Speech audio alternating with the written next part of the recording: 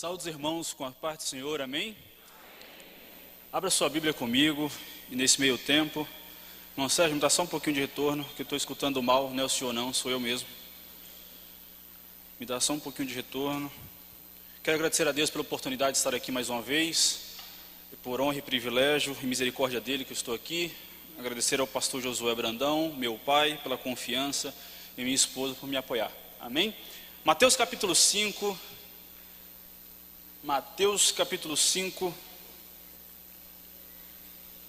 versículo 8.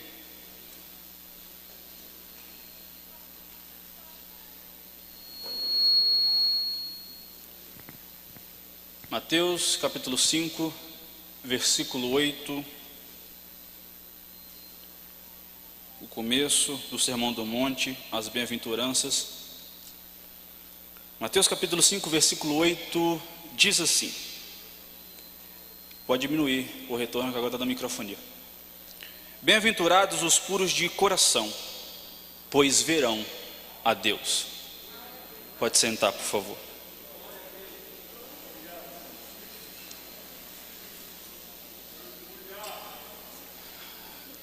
O que nós lemos,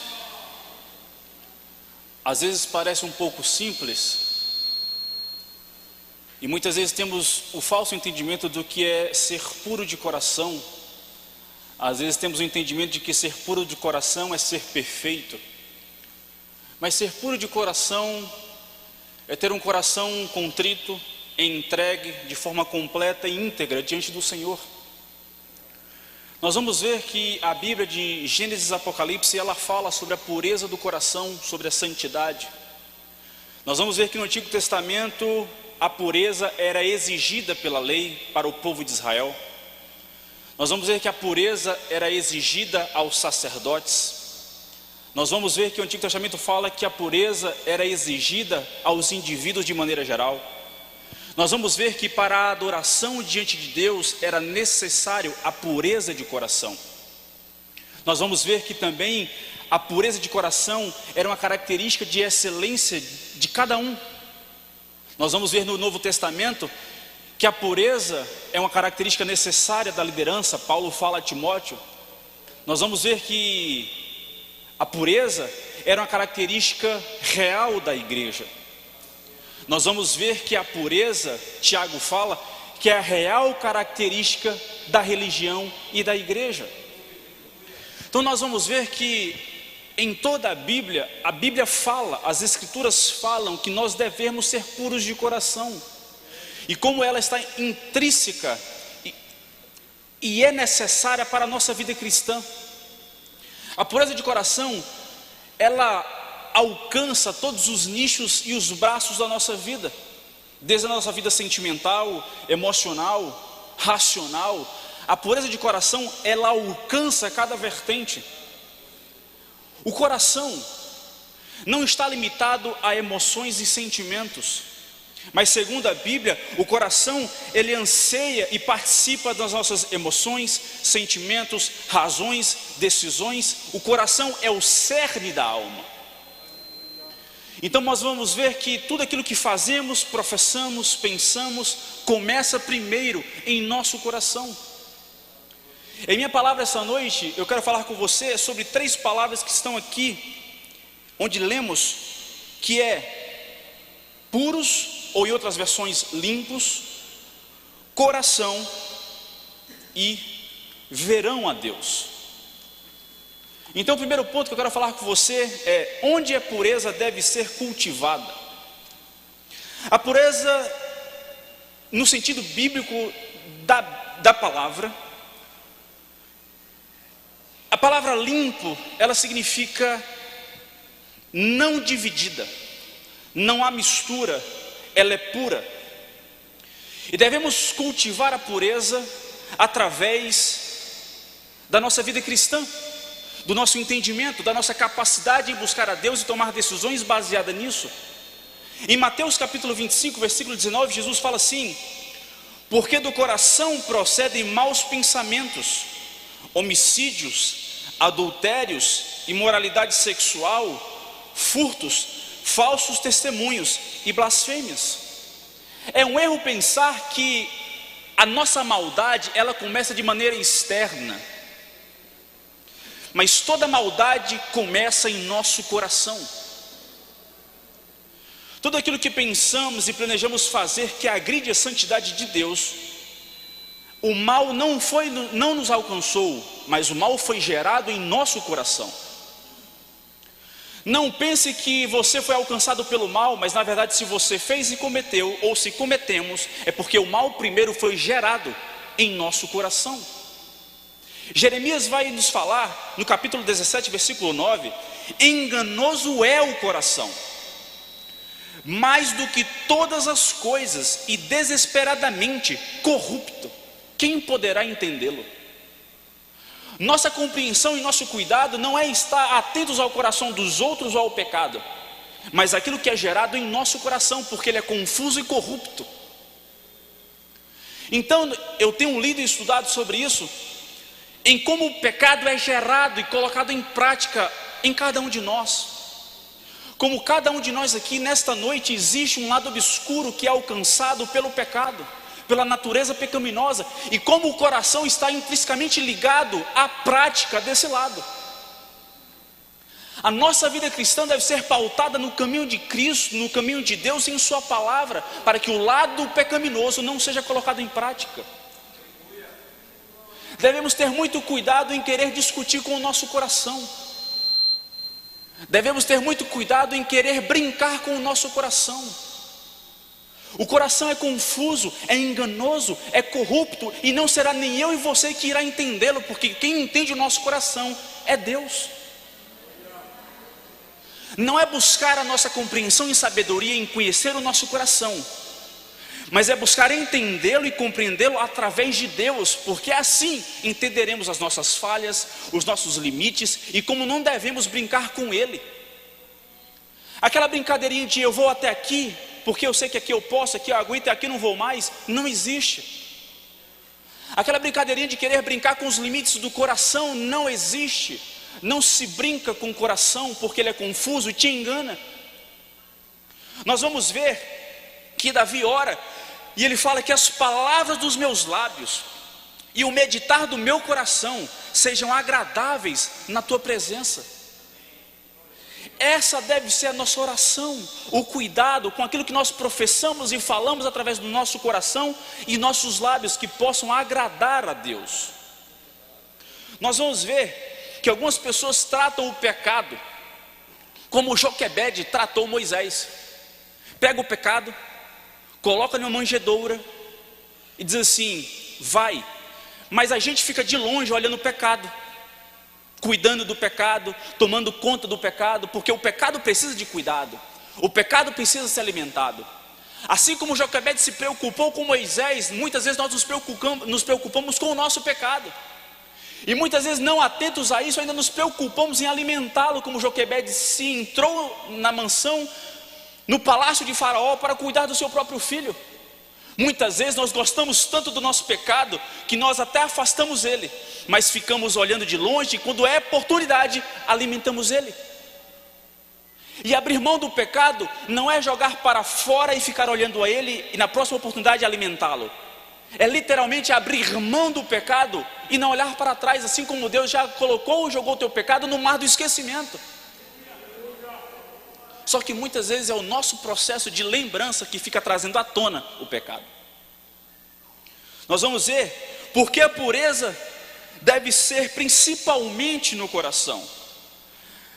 Mateus capítulo 23, versículo 25 e 27, Jesus diz assim: ai de vocês, escribas e fariseus, hipócritas, porque vocês limpam o interior do copo e do prato, mas estes por dentro estão cheios de roubo e de glutonaria.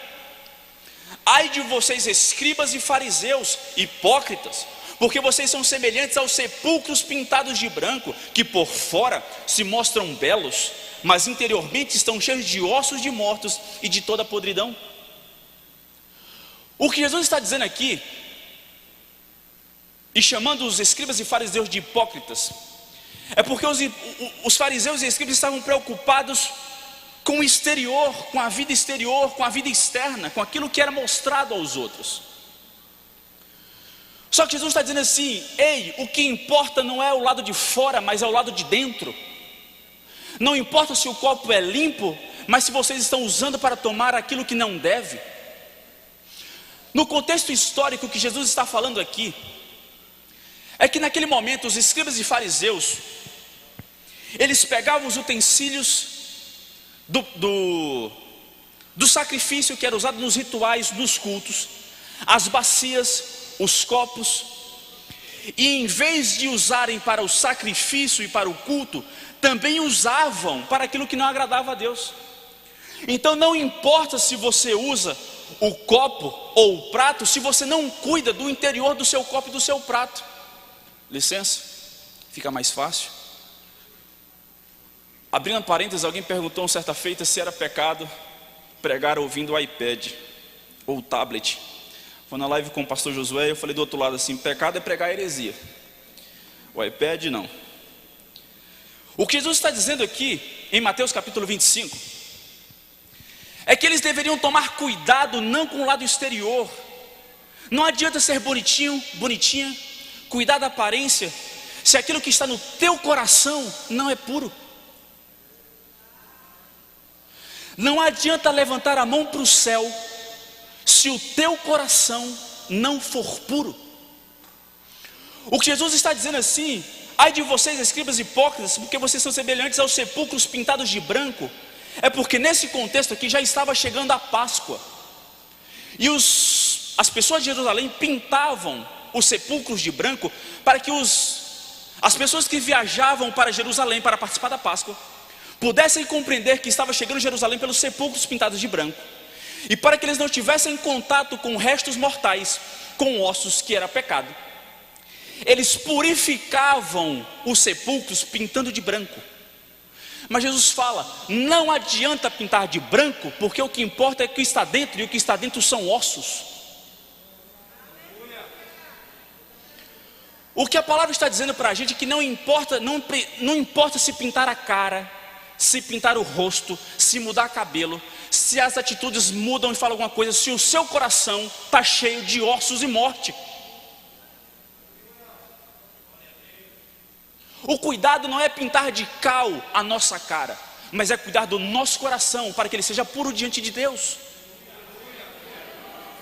Aqueles que alcançam o entendimento de cuidar internamente da sua vida não precisa cuidar do lado exterior, porque o lado exterior será mudado automaticamente. Você que se esforça demais para mudar o lado exterior, para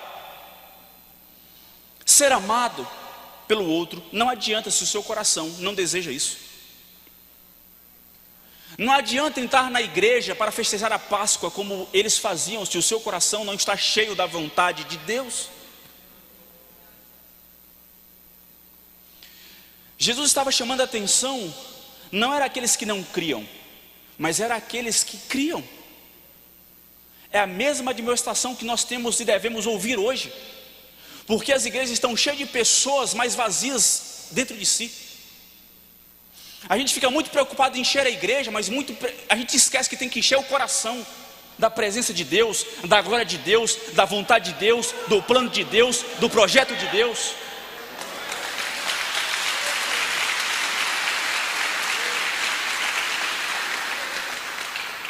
Vamos nos preocupar em encher o céu,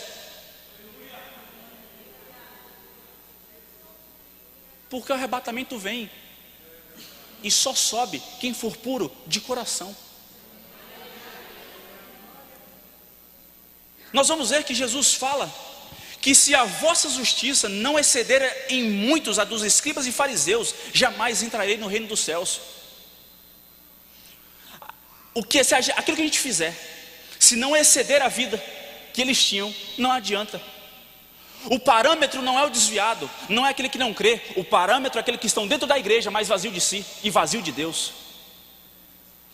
Nós vamos ver que nós devemos buscar a pureza e cultivar a pureza em nosso coração. Então, irmãos, não se preocupem com a aparência do seu copo e do seu prato ou do seu túmulo. Se importem com aquilo que vocês estão carregando dentro de cada um de vocês. Tem uma irmã, Ela passa lá em casa quase todo dia. Aparentemente, ninguém valoriza ela. Ela às vezes até sofre bullying, tiram onda da cara dela. É uma irmã muito conhecida na ADEFS. Mas irmãos, ela está tão cheia de Deus, que quando ela fala gritando lá, eu já... Porque não é a aparência, mas é o conteúdo do copo dela. É o conteúdo do seu copo. Não se... Pronto, trazendo a nossa realidade. Não se preocupe com o feed do Instagram. Não se preocupe com a headline do seu Facebook. Não se preocupe com os textos que vocês escrevem, ou que os outros escrevem. Vocês dizem, nossa, que vida linda. Quando tem muita gente com um feed muito bonito, mas em depressão do outro lado da tela, cometendo suicídio, triste, roubando, matando, casamento indo à falência, empresa indo à falência, a vida inteira indo à falência, mas o feed está bonito, é o que importa. Vamos parar de olhar o feed dos outros e buscar olhar o conteúdo do nosso coração.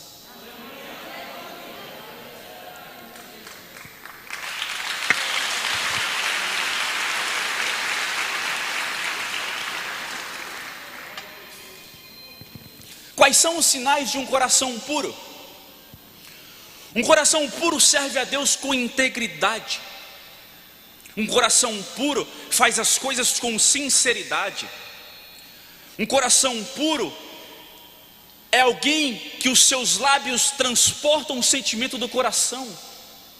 Efésios capítulo 5, versículo 19 diz: falando entre vocês com salmos, hinos e cânticos espirituais, cantando e louvando com coração ao Senhor.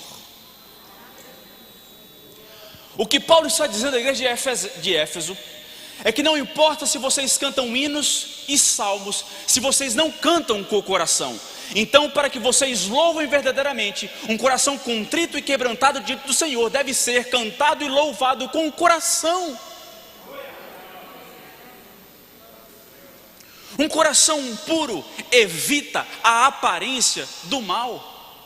1 Tessalonicenses capítulo 5, versículo 21 e 22, Paulo diz: examinem todas as coisas, retenham o que é bom, abstenham-se de toda forma do mal. O que Paulo está dizendo não é para ficar batendo na porta do pecado, igual o menino aperta na campainha e sai correndo, não. É para não se colocar perto do pecado, é para não brincar com o pecado, é para não fazer carinho no pecado, não. É para não encostar perto, estar longe do pecado. Um coração puro, ele foge da aparência do mal, nem da presença, da aparência. Qualquer significado de que é pecado, o coração sincero e puro do coração fugirá. Quando eu falo sobre a pureza do coração, é sobre aquele lado que só você conhece. É sobre aquele cantinho na sua vida que só você conhece e às vezes você tem medo. Sabe aquele lado que você tem medo, que você pensa e você fica com medo da capacidade e da sua capacidade de fazer o mal? A pureza do coração deve ser colocada em prática aí. Porque ser puro do coração agora aqui que estamos em comunidade, adorando ao Senhor, é muito bom. Mas ser puro do coração na presença do pecado e do mal é um pouco mais difícil.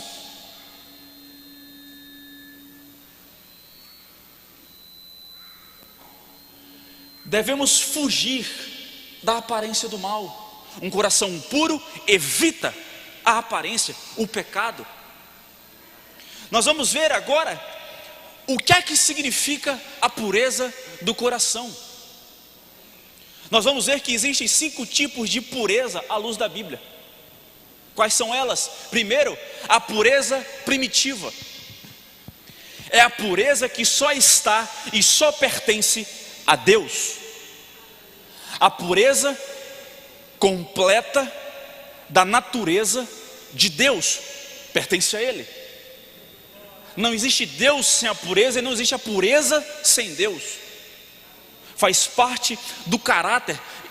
Está muito além da minha compreensão, mas vocês entenderam, a pureza primitiva pertence a Deus.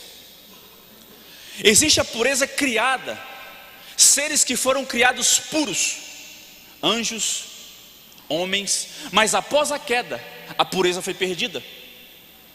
Existe a pureza final, é a pureza que nós alcançaremos no arrebatamento, quando entrarmos no céu. Essa pureza só está e só será concedida àqueles que sejam puros de coração, que alcançarão a eternidade em Cristo. Existe a pureza posicional. Qual é ela?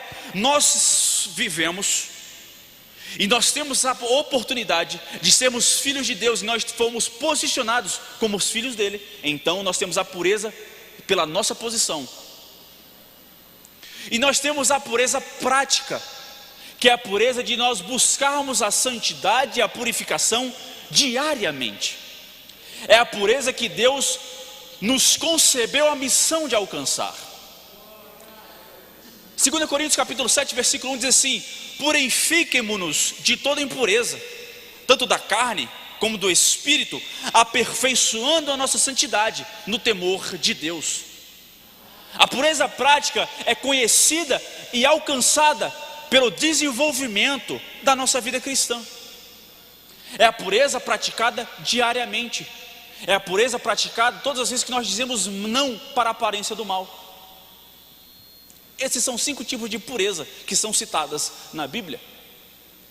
Nós vamos ver que existe, em Salmos capítulo 86, versículo 11, diz assim: ensina-me, Senhor, o teu caminho, e andarei na tua verdade. Ponha em meu coração o desejo de temer o teu nome. Por que eu li isso? Porque a palavra limpos, como eu falei lá no início, no grego, ela é cátaros, que significa divisão, que significa falta de divisão, que significa falta de mistura. Ela é pura. E nós, quando não somos limpos, existe uma guerra sendo travada a todo instante na nossa vida, do nosso corpo contra o nosso espírito. Paulo vai dizer em Romanos capítulo 7, versículo 22 e 23: porque no tocante ao homem interior, tenho prazer na lei de Deus, mas vejo nos meus membros, carne, outra lei, que guerreando contra a lei da minha mente, me faz prisioneiro da lei do pecado, que está nos meus membros. Quando a Bíblia fala, e quando Jesus fala lá em Mateus 5, versículo 8, para sermos limpos do coração, o que ele está dizendo é que devemos haver em nós uma pureza que não deve ser misturado, que não haja guerra entre nossa carne e o nosso espírito. Só que não se preocupe, se Paulo está reclamando de uma guerra dentro dele, eu tenho certeza que existe uma guerra dentro de mim e de você. E a minha esperança é que se Paulo conseguiu, eu e você também temos capacidade em Cristo de conseguirmos vencer essa guerra.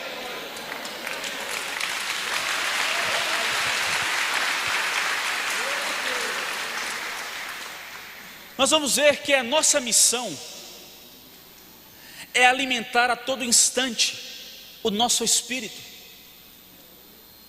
Não é brincar de 2 pães para tu, 1 pão para cá.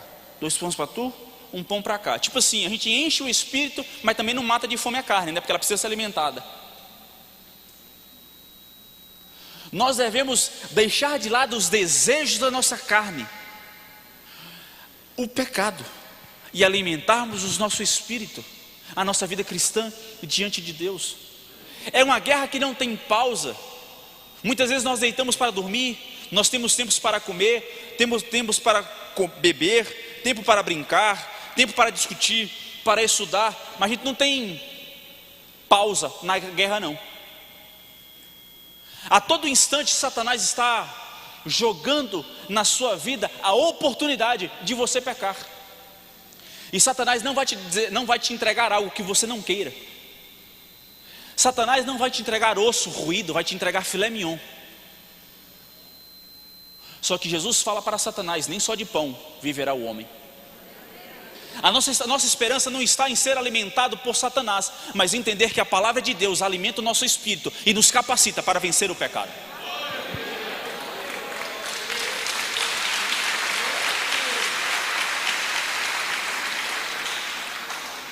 Quais são as razões para termos um coração puro? Porque ela é uma ordem de Deus. Vai dizer em 1 Pedro capítulo 1 versículo 16: sede santos porque eu sou santo. Paulo vai dizer: porque essa é a vontade de Deus, a vossa santificação. Devemos ser santos porque Deus nos ordena que sejamos santos. Ei, não podemos habitar na presença de Deus de forma impura e suja. Não estou dizendo que não chegaremos a Ele de forma perfeita, porque não somos capazes disso, mas devemos buscar a santificação diária e constante para estarmos em sua presença de forma constante e diária. Essa é uma das ordenanças mais objetivas na Bíblia: é sede santos porque eu sou santo. Nós vamos ver que para o crente a santidade não conclui a missão quando nós perdoamos e quando nós purificamos do pecado, mas a missão da nossa vida começa quando nós temos uma vida contrária ao pecado.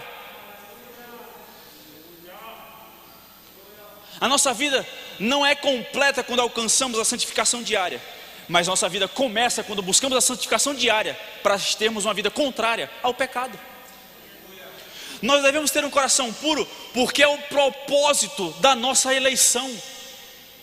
Paulo vai dizer em Efésios capítulo 1 versículo 4 que Deus nos escolheu em Cristo para sermos santos e irrepreensíveis.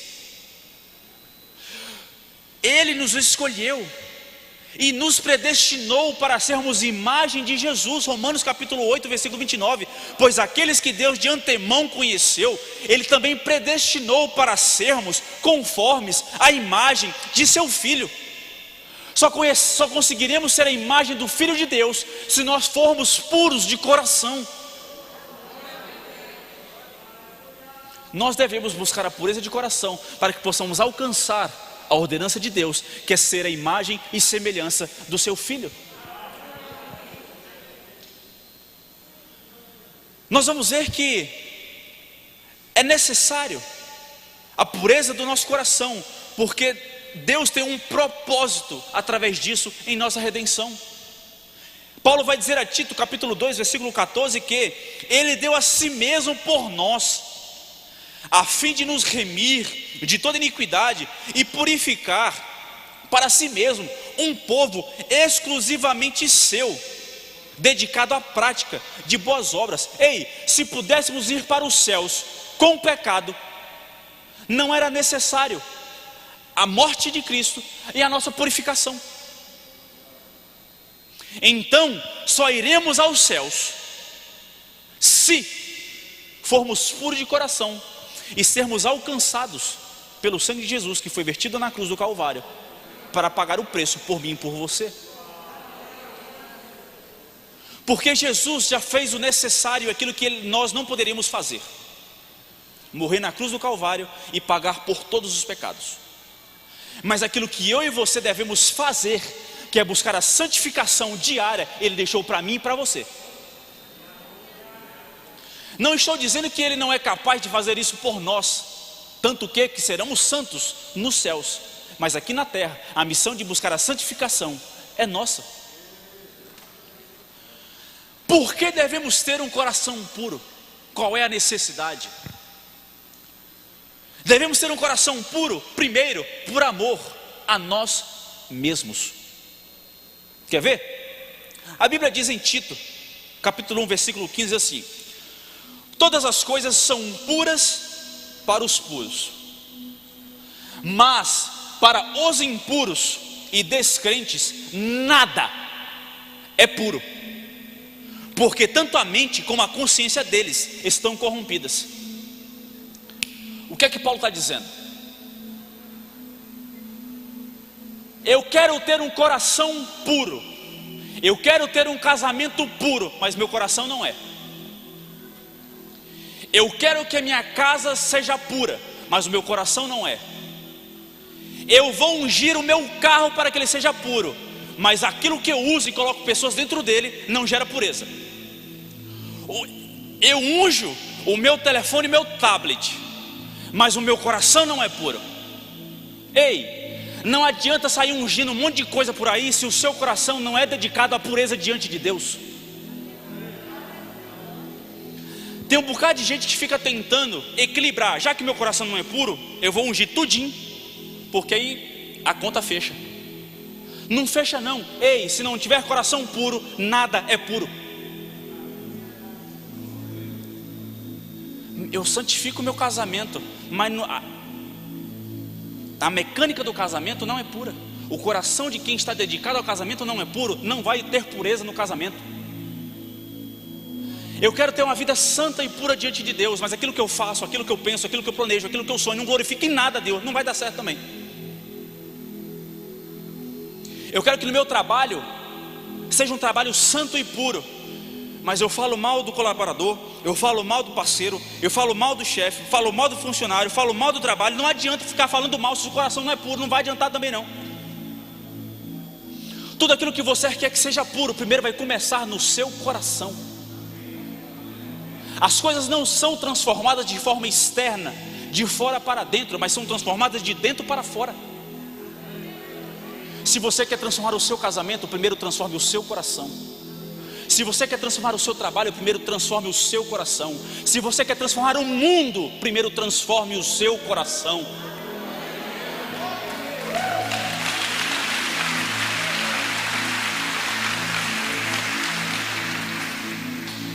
Devemos ter um coração puro, por amor a Deus. Hebreus capítulo 14, versículo 12 diz: procurem viver em paz com todos e busquem a santificação, sem a qual ninguém verá a Deus. Ei, eu quero ver Deus na eternidade, mas não vivo em paz com ninguém. Não tem como amarmos a Deus que não vemos e odiarmos a alguém, ao irmão ao qual vemos. Vivei em paz com todos. Todos aqui estão inseridos nossos inimigos, nossos irmãos, aquelas pessoas que caluniam, aquelas pessoas que perseguem. Vivei em paz com todos, até com quem você não gosta. Até porque nem deveria existir alguém que você não goste. Então, irmãos, a grandeza da coisa, a pureza de coração, a santificação é boa, perfeita para a nossa vida cristã. Mas o mais belo de ser puro de coração não é o que ganhamos e vivemos aqui hoje. O mais belo de ser puro de coração é a consequência de ver a face de Deus na eternidade. Entenda que isso é belo. Imagine comigo agora por um segundo ver a Deus face a face, todo dia, a eternidade inteira. Mas só é possível aqueles que são puros de coração. Como ter o coração puro? Observando a palavra de Deus. Jesus vai dizer e orou: Pai, santifica-os na verdade. A tua palavra é a verdade. Nós devemos observar a palavra. Tem muita gente que desmerece isso aqui, achando que isso aqui é só um compilado de palavras e textos bonitos, mas não tem como alguém ler com concentração e com devoção e não ouvir a voz de Deus. Isso aqui, a Bíblia, não são todas as palavras de Deus, mas eu tenho certeza que todas as palavras contidas aqui vieram dele. Aqui é apenas uma parcela daquilo que era necessário para a minha e para a sua vida. É necessário observar a palavra, amar a palavra, viver a palavra, andar com ela. Não é ficar enfeitando a cabeceira do quarto no Salmo 91, não. É abrir, ler e colocar em prática, observar e aplicar a palavra. Se até Jesus cumpriu a lei e viveu a palavra, quem somos nós para não vivê-la? Fica um monte de gente querendo viver qualquer vida e pegar o trem lá na frente com o bonde andando. Não funciona. Ou, eu gosto de Mateus, mas aquilo que fala em Êxodo eu não gosto não.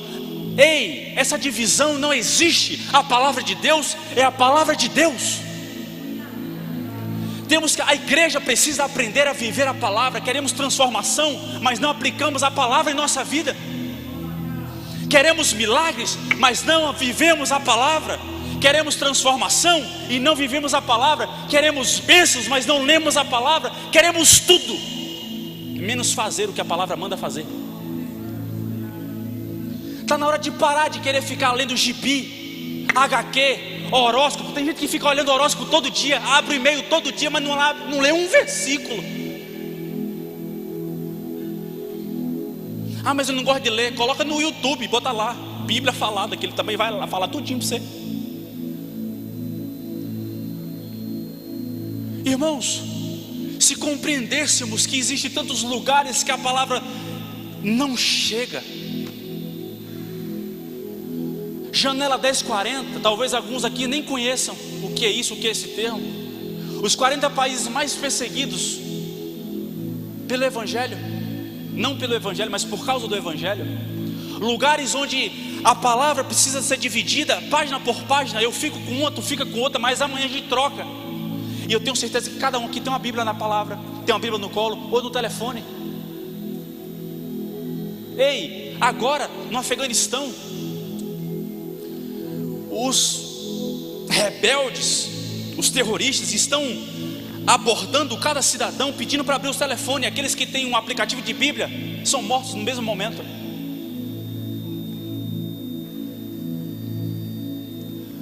Como deve ser horrível ser obrigado a abrir o aparelho de telefone, encontrar um aplicativo de Bíblia e ser degolado por isso.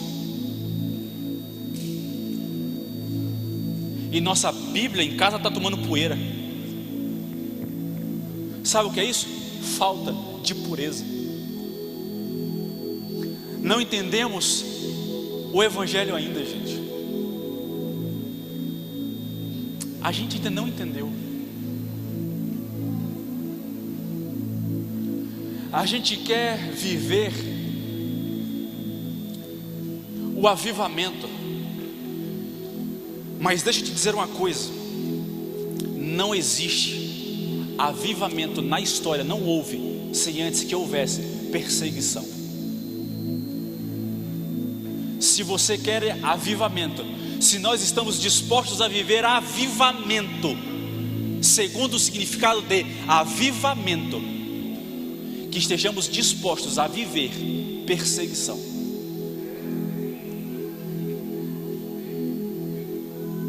Não existe avivamento sem perseguição, porque não existe explosão sem primeiro toca-fogo. Quanto mais a igreja cresce, mais é perseguida, e quanto mais persegue, a igreja cresce. Mas para crescer é necessário perseguição. Se nós estamos orando por avivamento, vamos orar também para estarmos capacitados para viver a perseguição, porque eu não sei se estamos. Mas vamos seguir. Não estava no esboço não. Devemos purificar o nosso coração, e devemos compreender que através do sangue de Cristo nós somos purificados. 1 João capítulo 1 versículo 7 diz: se andarmos na luz, como Ele na luz está, mantemos comunhão uns com os outros, e o sangue de Jesus, seu Filho, nos purifica de todo pecado. Então, primeiro, como ter um coração puro? Observando a palavra, segundo, entendendo que o sangue de Cristo purificou a nossa vida. O sangue de Cristo que foi derramado na cruz do Calvário te limpou e te salvou por completo. Não é necessário a morte de Cristo todo dia para que nós sejamos salvos e limpos. O sangue de Cristo foi necessário derramar somente uma vez, e o suficiente foi para limpar a minha e a sua vida. Como ter um coração puro? Clamando a Deus por isso, pedindo a Deus, orando por isso. Em Jó capítulo 14, versículo 4, ele disse: quem pode tirar uma coisa pura de uma impura? Deus pode. E o salmista vai dizer: cria em mim, ó Deus, um coração puro. Aquilo que Jó estava com dúvida lá atrás, pode surgir alguma coisa pura de uma impura? Davi está dizendo que a solução para a pergunta de Jó é pedir a Deus. Não somos capazes de alcançar um coração puro, mas somos capazes de dobrar os nossos joelhos, dobrar o nosso coração diante de Deus e rogar por um coração puro. E não há oração sincera de um coração contrito e quebrantado que Deus não escute. Deus não é menino birrento. Se estivermos diante dele de forma sincera, de forma completa, de forma íntegra, entendendo que não somos capazes e é por ele que alcançaremos, ele nos dará um coração puro. Terceiro e último ponto: a gloriosa recompensa de se ter um coração puro é que veremos a Deus. Nós já podemos ver Deus através da sua criação, através daquilo que Ele criou, através da sua vida, da minha vida, através do universo, da natureza, das bênçãos diárias, dos livramentos que vemos e não vemos. É possível ver a Deus através disso. Mas na eternidade, o véu que ainda tem entre nós e a face de Deus será derrubado. Nós veremos a Deus face a face. A maior recompensa da vida de um coração puro é a recompensa de ver a Deus. Jó, ele compreende isso, ele se consola na promessa. Jó capítulo 19, versículo 25 a 27, diz assim: porque eu sei que o meu Redentor vive, e por fim se levantará sobre a terra. Depois, revestido este meu corpo da minha pele, em minha carne verei a Deus. Eu o verei por mim mesmo. Os meus olhos o verão, e não outros olhos, os meus. De saudade o meu coração desfalece dentro de mim.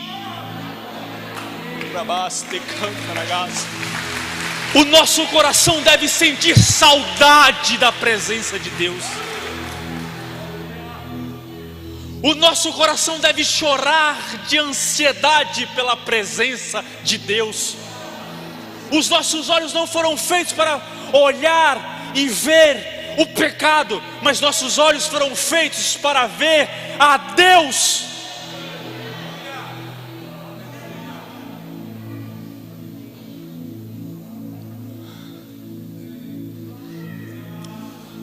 Nós somos feitos e formados para ver a Deus.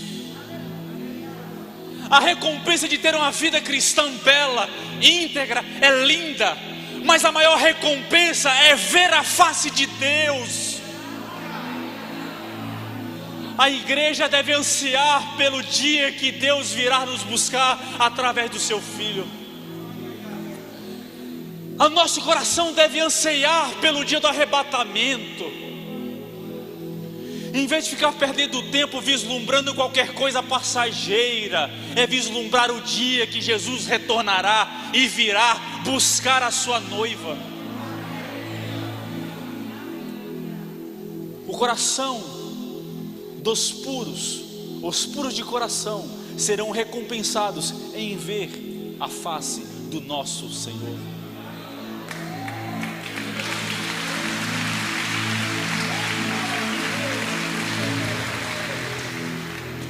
Nossa visão de Deus no céu será transparente.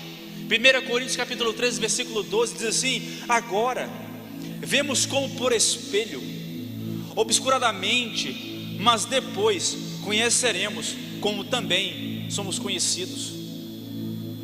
A nossa visão de Deus será uma visão transformadora. João diz: sabemos que quando Ele se manifestar, seremos semelhantes a Ele, porque haveremos de vê-lo como Ele é. Nós seremos transformados. Nós veremos a Deus como Ele é e seremos como Ele é, porque a Bíblia fala que nós seremos transformados e alcançaremos um espírito divino. 2 Pedro capítulo 2. Nossa visão de Deus será uma visão de profunda alegria. Em Atos fala: fizeste-me conhecer os caminhos da vida, encher-me-ás de alegria na tua presença.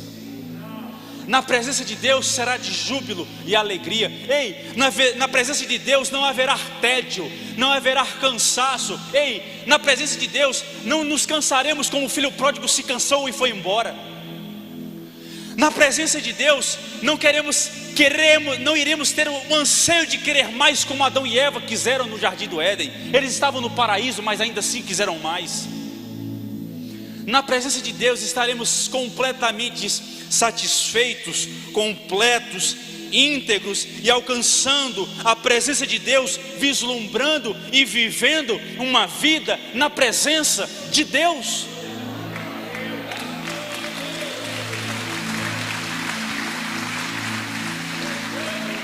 Salomão, ele não se contentou com os prazeres, ele sempre quis mais. Mas na presença de Deus, nossa satisfação será completa. Tudo aquilo que você anseia conquistar aqui só será completo e só será preenchido na presença de Deus. Nossa visão de Deus será uma visão perpétua.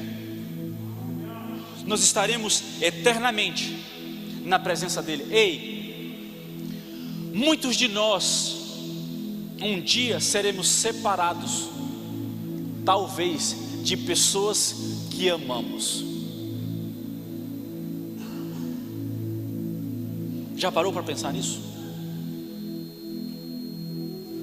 Um dia seremos separados de pessoas que amamos. Mas a minha esperança e a sua é que estaremos eternamente na presença de Deus.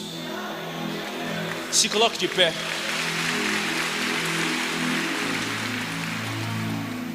Nisso nós temos duas conclusões. Primeira conclusão: existe uma sentença terrível. Aqueles que não forem puros de coração viverão a eternidade no inferno.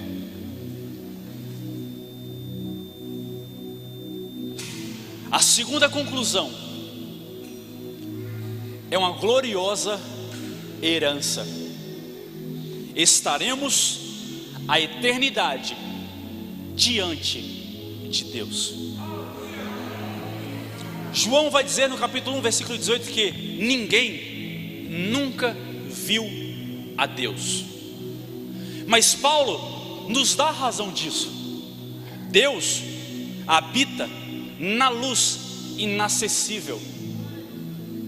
Mas a nossa esperança é Apocalipse capítulo 22, versículo 4: os bem-aventurados verão a sua face.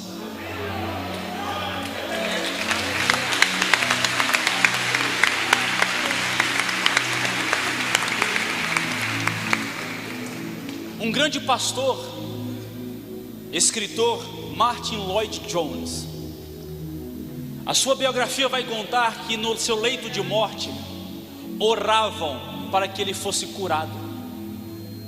Ele disse assim: não orem por mim, não me detenham da glória eterna. O que Lloyd-Jones queria era simplesmente morrer, porque ele queria estar logo na presença de Deus. Moody, ele disse: afasta-se a terra, aproxima-se o céu, aproxima-se o céu, estou entrando na glória. Essas foram suas últimas palavras. O nosso coração deve anseiar a glória eterna, a eternidade diante de Deus. E a recompensa de ver a face de Deus só será alcançada por aqueles que tiverem um coração puro. Porque como Apocalipse diz: bem-aventurados os puros de coração, bem-aventurados os humildes, bem-aventurados aqueles, porque eles verão a face. Curve sua cabeça, vamos orar. Senhor Deus Pai que estás nos céus, estamos, Senhor, diante de Ti para Te louvar, Senhor, Te agradecer, Te engrandecer, Te adorar, declarar, Senhor, que Tu és o nosso Deus, o nosso Pai, o nosso Senhor, Senhor da nossa vida, Senhor daquilo que somos e temos. Pai, entendemos essa noite através da Tua palavra que bem-aventurados os puros de coração, porque verão a Tua face.